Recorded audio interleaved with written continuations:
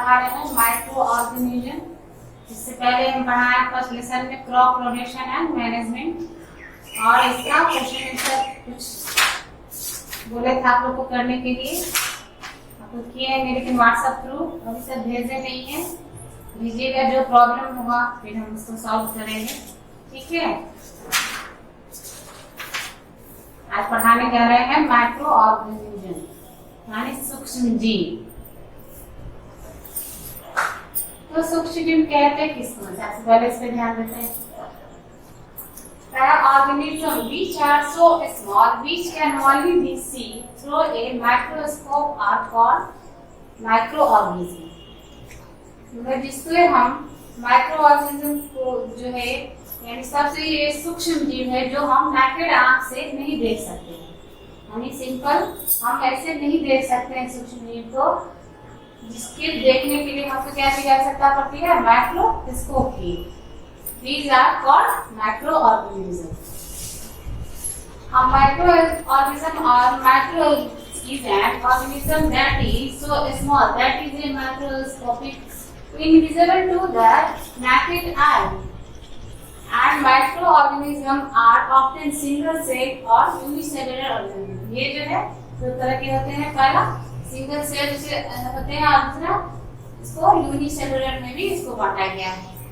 तो दो भाग पहले बांटा गया है, फ्री लिविंग माइक्रोऑर्गेनिज्म और दूसरा पैरासाइटिक माइक्रोऑर्गेनिज्म। इसके अंदर आता है बैक्टीरिया, फंगी, वायरस, ये सब आते हैं इसके अंदर। चलिए आगे पढ़ते हैं। So you would be surprised to know that if we use microorganisms or products derived from the everyday. A common example is the production of curd from milk. सबसे पहला एग्जाम हम लोग मिल्क का ही लेते हैं, जिससे है दही बनता है। वो कैसे बनता है, तो microorganisms such as Lactobacillus and other commonly called lactic acid bacteria grow in milk and common in the curd. मतलब दूध में जब लैक्टोबैसिलस की मात्रा बढ़ती है तो वह कैसे का रूप लेता है, दही, उसी से दही बनता है। तो सबसे पहले हम लोग दूध में ही दूध से दही कैसे बनता है इसका एग्जांपल हम लोग देख लेते हैं। तो microorganisms have been great impact on human. Some can cause illness whereas other can cure disease. Some supply us with food whereas others spoil our food. We need to be aware of the positive and negative effect of these organisms in our life. हमारे life में इसका positive भी और negative भी, positive and negative effect of this और दोनों प्रकार के इफेक्ट पाए जाते हैं। तो कुछ अच्छे भी हैं और कुछ बुरे भी हमारे हेल्थ पे इसका असर पड़ता है। अब आते हैं discovery of micro organism. The discovery and growth the knowledge about microorganism is closely related with the advancement of the microscope. Development of electron microscope has further increased the scope of the study. Give one some important discovery related to the study of microorganisms. Biological science dealing with the study of microorganisms called microbiology. यानी जिसके अंदर छोटे सूक्ष्म जीवों का अध्ययन किया जाता है तो क्या कहलाता है, माइक्रोबायोलॉजी। इसके बाद है हैबिटेट ऑफ माइक्रोऑर्गेनिज्म, जिसके अंदर आता है बैक्टीरिया, एल्गी, फंगी, प्रोटोजिया, ये सब है। इसके बहुत सारे स्पीशीज हमारे एनवायरनमेंट में पाए जाते हैं, जैसे बैक्टीरिया का 4000 दिया हुआ है, एल्गी का 14000 दिया हुआ है, फंगी का 18000 दिया हुआ है और प्रोटोजुआ का 15000 दिया हुआ है। बस इतने प्रकार के ये हमारे एनवायरनमेंट में पाए जाते हैं। Some body surface of animals, including humans, harbor many microorganisms. The nose, throat, mouth, and digestive tracts of not only human beings, but other animals also are inhabited by a large number of microorganisms. They form a normal flora of human gut and produce a variety of phytonutrients such as vitamin A, B, etc. Such symbiotic microorganisms have become the essential part of individual life. ये हमारे individual रूप से हमारे life में बहुत ही ज्यादा importance रखते हैं।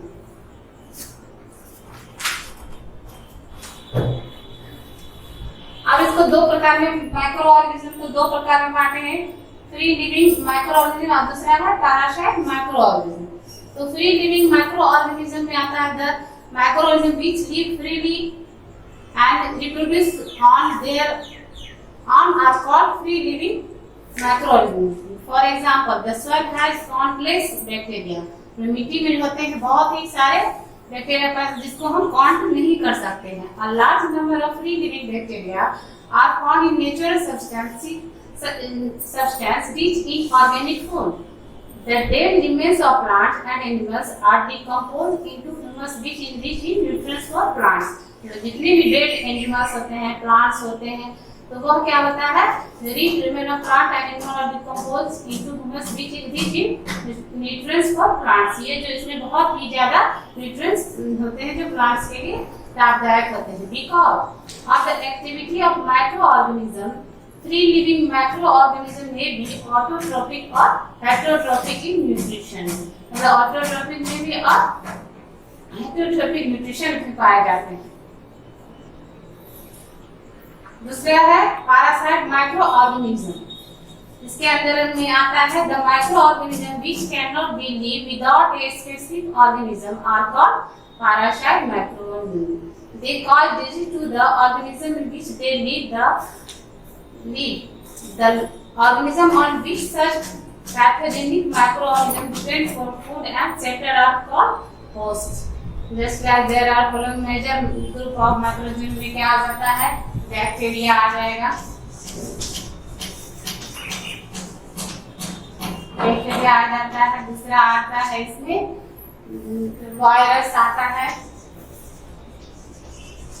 तीसरा लिखते हैं प्रोटोजोआ जो हमारे लिए बैक्टीरिया हानिकारक भी है।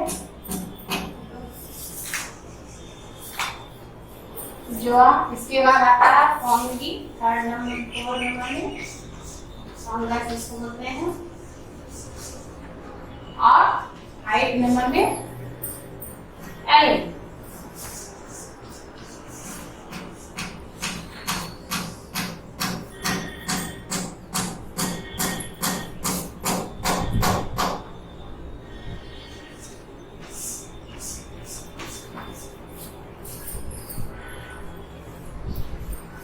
There are following 5 major group of microorganisms. इसको 5 ग्रुप में माइक्रोऑर्गेनिज्म को बांटा दिया गया है। जैसे पहला है बैक्टीरिया, दूसरा वायरस, तीसरा प्रोटोजोआ, चौथा फंगी और पांचवा एल्गी। सबसे पहले इसमें क्या आता है, बैक्टीरिया। अब बैक्टीरिया किसे कहते हैं, इसकी खोज किसने की? तो बैक्टीरिया की खोज सबसे पहले जो है ल्यूमेनहॉक को जाता है, ठीक है। एंटोनियो वॉन ल्यूमेनहॉक इसका पूरा नाम है, जो 1675 observe bacteria with the help of microscope developed by him. Microscope की सहायता से एंटोनियो वॉन ल्यूमेनहॉक ने 1675 में सबसे पहले बैक्टीरिया का खोज किया, ठीक है। इसके बाद Ehrenberg 1829 first introduce the name bacteria to the microorganism, और सबसे पहले इसका नाम बैक्टीरिया को बैक्टीरिया किसने दिया, एहरेनबर्ग ने 1829 में। इसकी खोज की, ये क्वेश्चन हो गया, बैक्टीरिया की खोज किसने की, तो एंटोनियो वॉन ल्यूमेनहॉक ने, लेकिन कभी इसका नाम रिकॉर्डेड बैक्टीरिया नहीं पड़ा था। फिर इसका बैक्टीरिया का नाम बैक्टीरिया जो है एहरेनबर्ग ने 1829 में इसका नाम बैक्टीरिया दिया, single bacteria. The science which deals with the study of bacteria is called bacteriology. The science which deals with the study of bacteria is called bacteriology. Robert Koch, a German medical scientist, is regarded as a father of bacteriology. और father of bacteriology इसको कहा गया है Robert hoc. इसमें 3 scientist आए। सबसे पहले Antonio von ल्यूमेनहॉक ने बैक्टीरिया की खोज की, फिर बैक्टीरिया का बैक्टीरिया नाम जो है वह एहरेनबर्ग ने दिया 1829 में, और फादर ऑफ बैक्टीरियोलॉजी जो है रॉबर्ट कोच को कहा जाता है, ठीक है। अब आता है हैबिटेट एंड स्ट्रक्चर। बैक्टीरिया का स्ट्रक्चर किस प्रकार का होता है और इसका अलग अलग टाइप्स के होते हैं, तो दिखाते हैं। तो ये है स्ट्रक्चर ऑफ बैक्टीरिया। ठीक है, अभी हम लोग पढ़े हैं फादर ऑफ बैक्टीरिया जो है वह रॉबर्ट कोच को कहा जाता है और एंटोनियो वैन लीeuwenhoek ने बैक्टीरिया की खोज की और बैक्टीरिया नाम एहरेनबर्ग ने दिया। ठीक है, अब आता है इसके अंदर ये है बैक्टीरिया का structure and heritage. Bacteria are found everywhere. Bacteria जो है हर एक जगह पाया जाता है। They occur in water, soil, air, on and in the body of animals and plants. They are also found in snow as well as in hot stream at 78 degrees Celsius. Bacteria are single cell organism. Bacteria जो होते हैं या single cell organism होते हैं. They are visible only under a high powerful light microscope. Bacteria जो इतने सूक्ष्म, इतने छोटे होते हैं जो हम लोग naked eye से नहीं देख सकते हैं और इसके लिए हम पावरफुल लाइट माइक्रोस्कोप के द्वारा ही इसे देख सकते हैं। अभी मेरे हाथ इसमें बहुत सारे बैक्टीरिया लगे होंगे लेकिन हमको ये अपने हिसाब से नहीं दिखता। अगर माइक्रोस्कोप में देखें हम तो छोटे छोटे बहुत सारे बैक्टीरिया दिखेंगे। ठीक है, their prokaryotic cells are divide on nuclear and other membrane bond organ cells such as endoplasmic reticulum, Golgi body, lysosome, mitochondria, plasticytes, etc. ठीक है, ये इसको हम लोग क्या बोलते हैं कैप्सूल। ये हुआ, ये जो छोटे ये राइबोसोम हुआ और ये क्या है डीएनए। ये इसको हम लोग बोलते हैं सेल वॉल और यहाँ पे ये आ जाता है प्लाज्मा मेम्ब्रेन, सॉरी, और इसको क्या बोलते हैं प्री। ठीक है, और ये जो है एक तरल द्रव लिक्विड होता है उसको हम लोग साइटोप्लाज्म बोलते हैं। ठीक है, तो अब आगे आते हैं the bacterial genetic material DNA is contained in a single coil and circular chromosome that floats free in cytoplasm. मतलब साइटोप्लाज्म में जो होता है ये कॉइल के रूप में सर्कुलर टाइप में ये मुड़े हुए जाते हैं। The bacterial cell's plasma membrane is surrounded by a cell wall. इसके चारों ओर क्या हुआ ये सेल वॉल जो हम लोग यहाँ देख रहे हैं, इसके चारों ओर जो ये गोल सा ये घिरा हुआ है इसके बीच में ये सेल वॉल कहलाया। ठीक है, और bacteria have relatively thick and rigid cell wall made of some substance other than cellulose. Their size varies 0.2 to 100 microns. इसका साइज क्या होता है मीटर है 0.2 to 100 माइक्रोन्स के लगभग बराबर होता है। ठीक है, the cytoplasm is granular, viscous and lies between genetic material contained are called nuclei. यहाँ पे हम लोग पढ़े हैं साइटोप्लाज्म और यहाँ प्लाज्मा मेम्ब्रेन पढ़े हैं अभी। तो कहता है जो cytoplasm is granular, viscous and lies between genetic material contained are called nuclei. And plasma membrane, and यहाँ पे है प्लाज्मा मेम्ब्रेन ये वाला ये जो इसके बाद जो आया है ये में तो वो प्लाज्मा मेम्ब्रेन हुआ। कहता cytoplasm is colloidal in nature with 70 to 80% water content. Cytoplasm जो है वो हमारे नेचर के 70 से 85% वाटर कंटेंट होते हैं।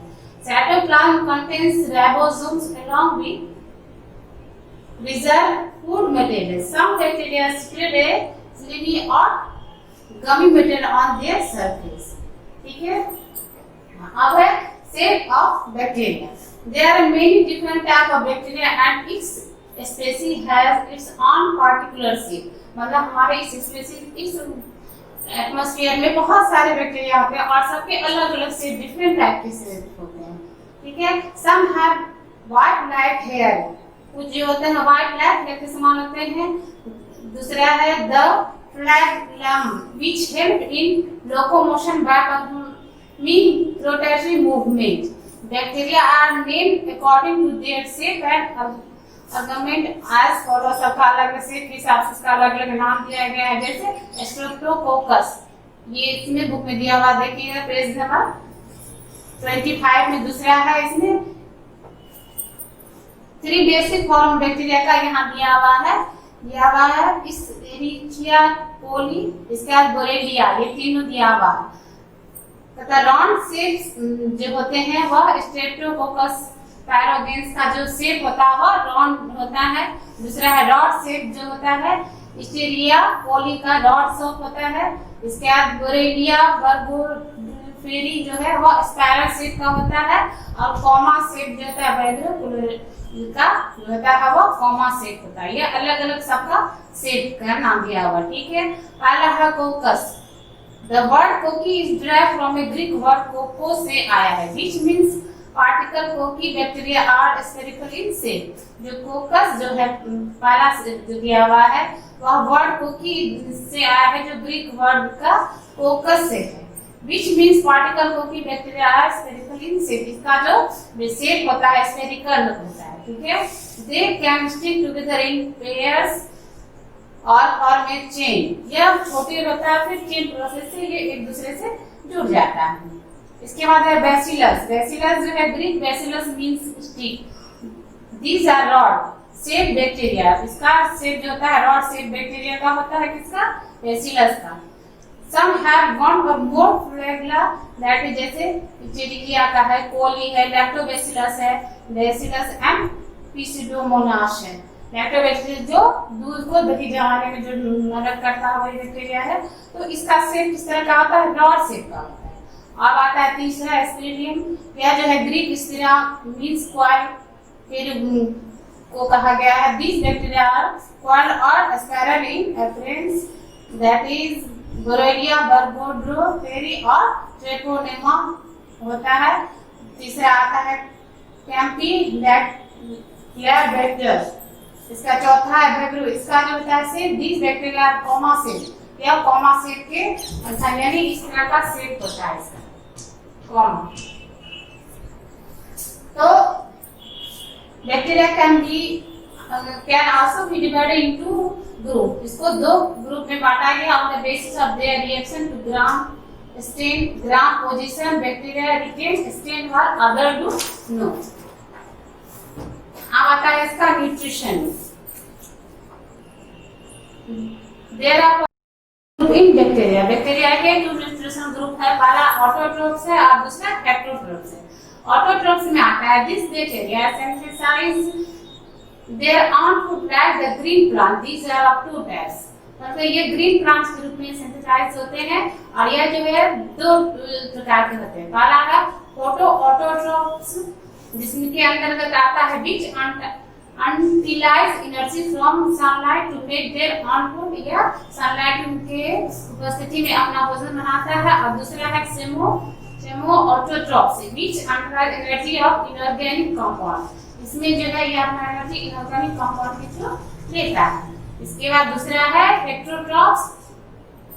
यह जो होता है इन मोस्ट ऑफ बैक्टीरिया जैसे होता है chlorophyll is absent, hence they can make their own food but their food from other plants and animals। These bacteria may be parasite, saprotrophic and symbiotic। ये जो होते हैं हेटेरोट्रोफिक के अंतर्गत आते हैं। इसी के अंतर्गत आता है parasitic bacteria। Some bacteria are parasite on humans and domestic animal and they are pathogenic. मतलब कुछ जो बैक्टीरिया होते हैं वह डोमेस्टिक एनिमल और ह्यूमन के में पाए जाते हैं जो क्या कहलाते हैं? पैथोजेनिक कहलाते हैं। They are pathogenic. They cause many disease in human including. यह हमारे शरीर में बहुत सारे बीमारी को फैलने का कॉजेस होता है, कारण होता है। जैसे क्या होता है? कोलेरा होता है जिसका ग्रुप है विब्रियो कोलेरा। दूसरा है डिप्थीरिया होता है जो कौन से बैक्टीरिया से होता है?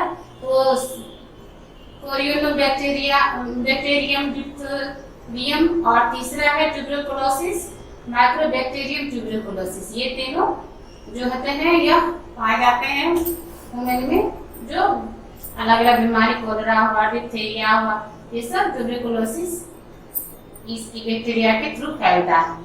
तीसरा है सेप्रोट्रोफिक या सेप्रोफाइटिक बैक्टीरिया। ये किस प्रकार का देख लेते हैं। This bacteria feed on dead organic material। यह जो होता है feed और dead organic material से प्राप्त होता है। They secrete enzyme on their food which break down complex biochemical जैसे protein, fat, carbohydrate into simpler nutrients that can be absorbed by the bacteria easily। इसके बाद थर्ड नंबर में symbiotic bacteria है। यह कौन सा भी देख लेते हैं। Some bacteria classed as mutualistic symbiotes, they form intimate partnership with the other organism in which both organism give benefit। यह जो होते हैं दूसरे ऑर्गेनिज्म से वो पार्टनरशिप करके हमको फायदा पहुंचाते हैं। एग्जाम्पल में जैसे कहते हैं symbiotic bacteria are nitrogen fixing bacteria.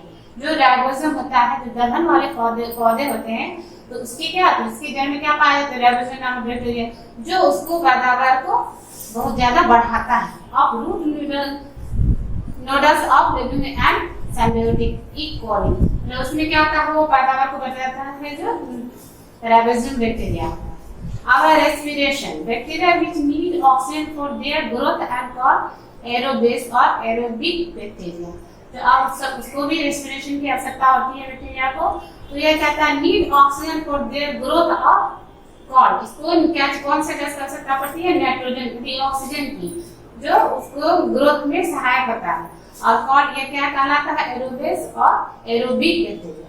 Bacteria which grow without oxygen are called anaerobes. जो बिना ऑक्सीजन का ग्रोथ करता है वह क्या कहलाता है, एनारोबेस और एनारोबिक बैक्टीरिया। जो ऑक्सीजन से ग्रोथ करता है तो वह एरोबेस या एरोबिक बैक्टीरिया कहलाता है, और जो विदाउट ऑक्सीजन का ग्रोथ करता है तो वह क्या कहलाता है, एनारोबिक और एनारोबिक बैक्टीरिया।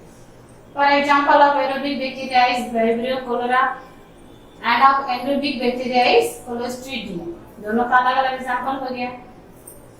अब आता है curd. Curd formation happen because a protein called casein, यानी दूध जो है उजला होता है। उजला किस कारण से होता है, तो उसमें कैसीन नामक पदार्थ रहता है जो दूध को उजला होने का कारण है। और दही, तो दूध से दही बनने का जो होता है वह लैक्टोबैसिलस बैक्टीरिया के थ्रू होता है। तो कहता है जो curd formation happen because of protein called casein present in milk coagulates to for the curd. For casein to coagulate, the milk has to be made acidic.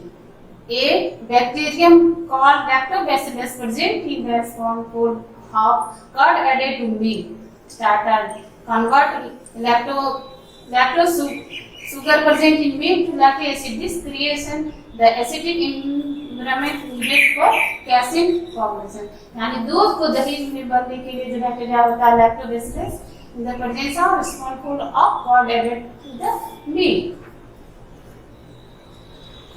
the acidic environment needed for casein coagulation। ठीक है।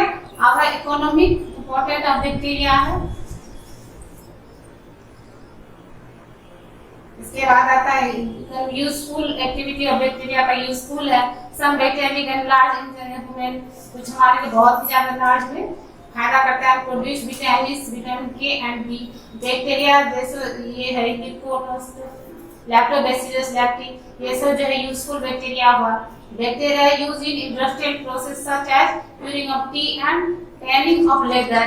इसमें भी bacteria का use होता है, tanning में, T के चाय के बनाने में भी बैक्टीरिया का यूज होता है। और चौथा नंबर है bacteria use to make antibiotic that is streptomycin. ये जो मेडिसिन का जितने सारे दवाई बना देते हैं उसमें भी इसका यूज किया जाता है। Tetracycline etc। Antibiotics are used in treating virus vector disease in humans and animals. अब use of microbe in making medicine antibiotic and vaccine, इसमें भी इसका यूज किया जाता है। देख लेते हैं इसके बारे में। तो एंटीबायोटिक्स बायोटिक्स इसमें इसके अंतर्गत है certain bacteria and fungi are used in the production of medicine called antibiotic. मतलब सर्टेन कुछ मात्रा में फंगी और बैक्टीरिया को प्रोडक्शन ऑफ मेडिसिन में यूज किया जाता है, तो वह क्या कहलाता है, antibiotics. That destroy certain disease causing microbes. यह डिस्ट्रॉय करता है सर्टेन डिजीज कॉजिंग माइक्रोब्स। इसके बाद आता है penicillin obtain from the fungus penicillin, streptomycin and tetracycline both obtained from streptomycin and bacteria। ये दोनों के मिलने से हुआ है। Are example of antibiotics। Antibiotics are also used to control microbial disease in animal and plants। इसके बाद आता है वैक्सीन। एंटीबायोटिक हो गया, दूसरा है वैक्सीन। इसमें बैक्टीरिया का क्या ये भी देख लेते हैं। When a disease causing macropathogen enter our body produce substance called antibodies.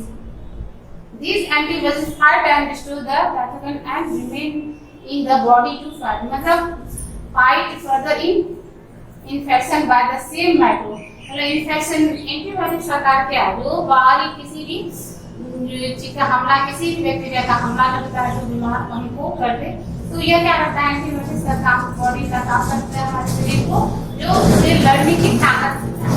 ठीक है, अब vaccine is a preparation of kill of weekend pathogen. इसके अंदर क्या होता है, disease causing microbes. When a vaccine is introduced in the body of a person, her body produces antibodies against these kill or weakened microbes. These antibodies remain in the body and protect us from further infection by the same microbes. Thus, vaccine help in preventing disease caused by microbes जैसे polio, cholera, typhoid, small pox, chicken pox, hepatitis. मतलब इसके क्या करता है, microbes को यह उससे लड़ने की ताकत देता है वैक्सीन। और जो कोई बाहरी बैक्टीरिया कोई आक्रमण नहीं कर सके हमारे बॉडी पे, हमें बीमार नहीं कर सके, तो इसके लिए वैक्सीन का यूज किया जाता है। अब है bacteria decompose deorganize and thus enable nutrition to go back the soil. Some bacteria help in scavenging, savage, disposal and decomposition of industrial wastes, इससे भी प्राप्त हो जाते हैं। कुछ है हार्मफुल एक्टिविटीज ऑफ बैक्टीरिया, इसके अंतर्गत कौन सा है इसमें देख लेते हैं।